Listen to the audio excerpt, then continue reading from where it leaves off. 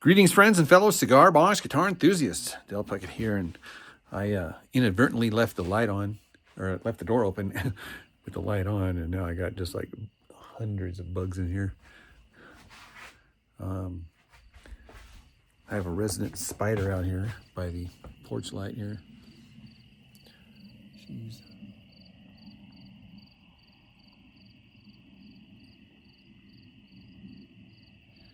Eating more than her fair share. So finishing up in the home stretch here on the very first of the Southwest Cigar Box guitar. And I wanted to show you real quick kind of insides here.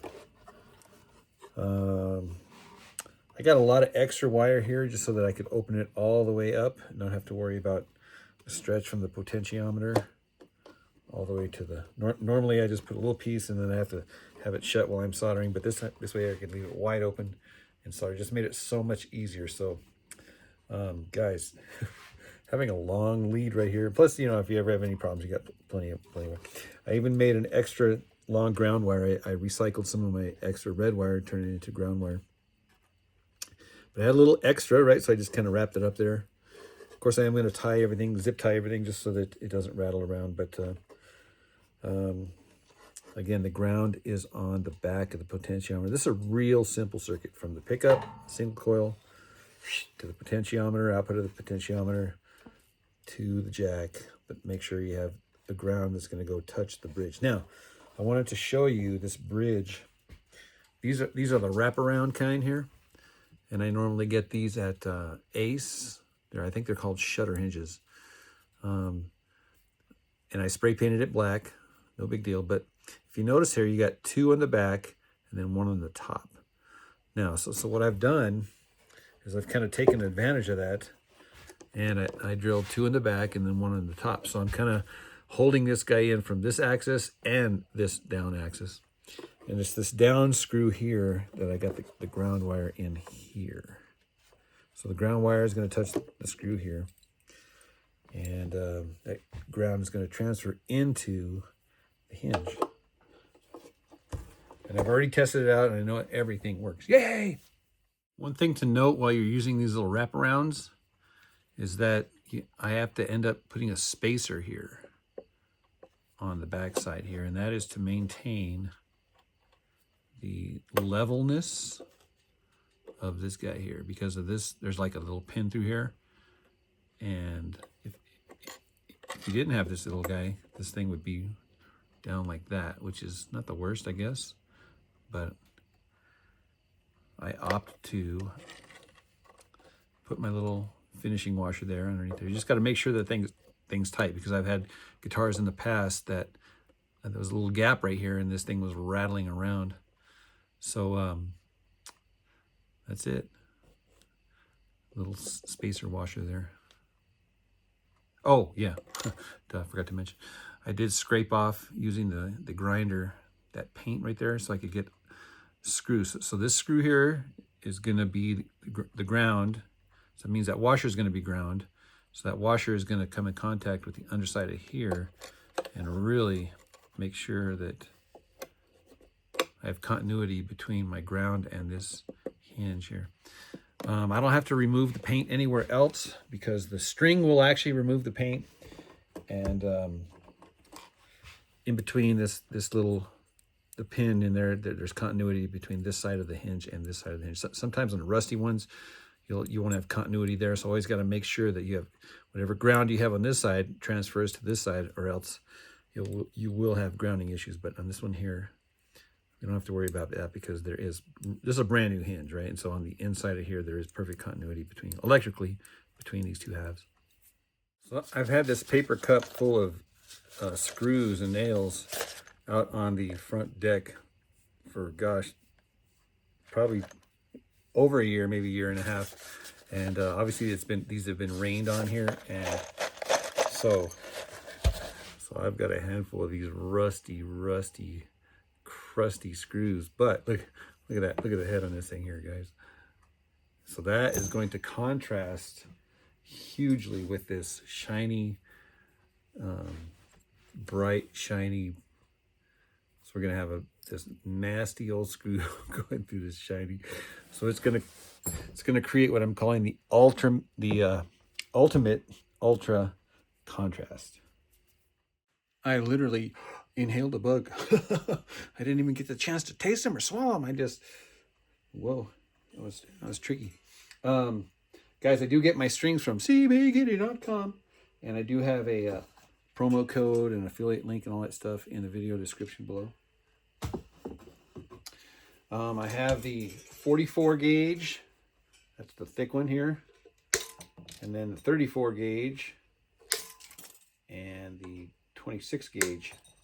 But here's the interesting thing, I am tuned differently. Instead of the standard 151 tuning, this is a 131. So this is A, C sharp, A. So I have the major third on the middle string. And one easy way to get to that, guy, is to hit the third harmonic, which is right here, right below, slightly below. Here's the fret, slightly below the fret. There's that major third harmonic. So those two notes should be the same.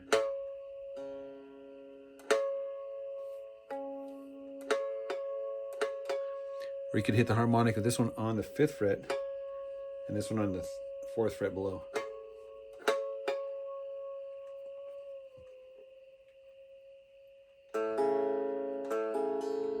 And then of course just the octave.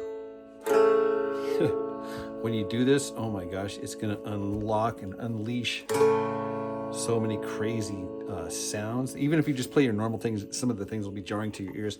I'm just gonna goof around with it, for example.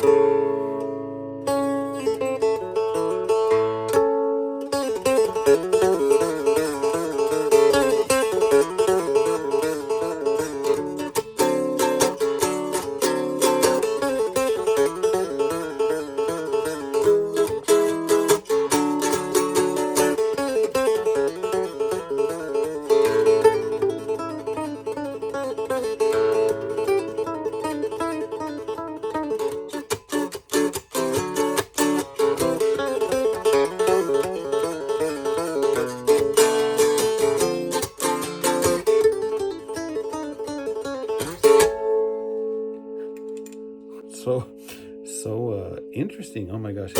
And it could be any 1, 3, 1. It could be G, B, G. It could be E. What's the third? G sharp and E. I mean, you can do it whatever 1, 3, 1 matches this. Now, because this is a 20-inch scale instrument, 20 inches from here to here, that means it's shorter. That means I tuned what normally would be G, so I went ahead and took liberties to tune it up to A. So that's why we are in A, C sharp, A. Before we plug it in, I wanted just to point out the obvious, the screw inlays. Those are just silver screws. And then the nails, linoleum nail heads on the top. And I did sand these edges here. So I have a little bit of a reveal here line in between the stain, then there's the reveal wood, and then back to the stain again. So I have on the top and the bottom, these little reveal lines here. Kind of give the fretboard, oh, you can see it really good right there. Oh yeah, right here. Got a little carried away right there, but that'll get wore out because you're playing it up here anyway, right? Little boo-boo there. little too close to the block on the inside. I couldn't get the jack there, so I had to screw it over. So that is a boo-boo, my friend. Boo-boo. Just a regular thing to tie my string. And of course the hook. The hooky. I'm not sure if there's anything else other. Oh yeah. So you've heard of volume knobs, right? This is the tone knob. So yeah, so we're getting some tone out here. See the contrast here, guys? The nasty screw with the nice brand new shiny.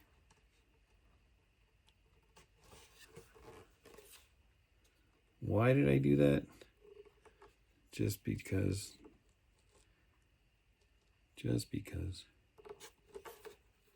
Of course, the settings here, I always like to start off with a rather generic straight up here. No gain, typical volume, everything else is off. The tone is in straight up.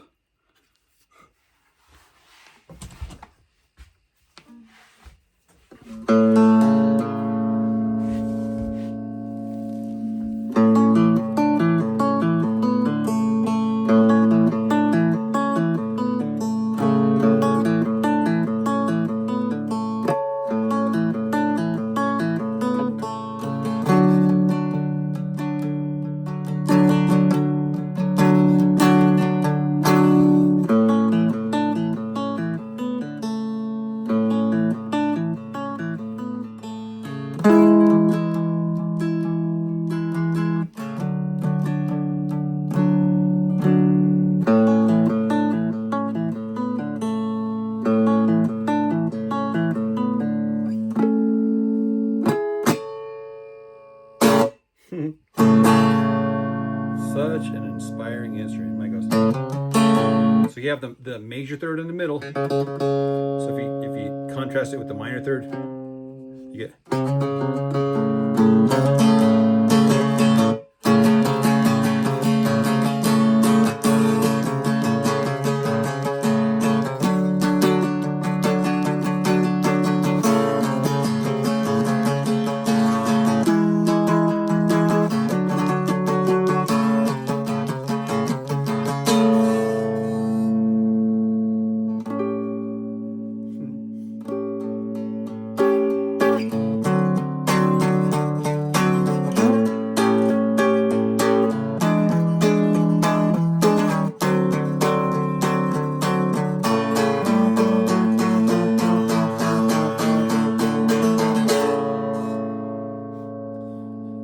Can't go wrong. There are no mistakes. Oh my gosh.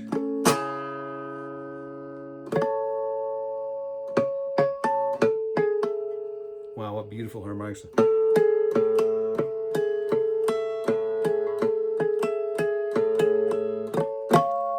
Huh. Yeah. It's all about the tone knob, guys. It's all about the tone knob.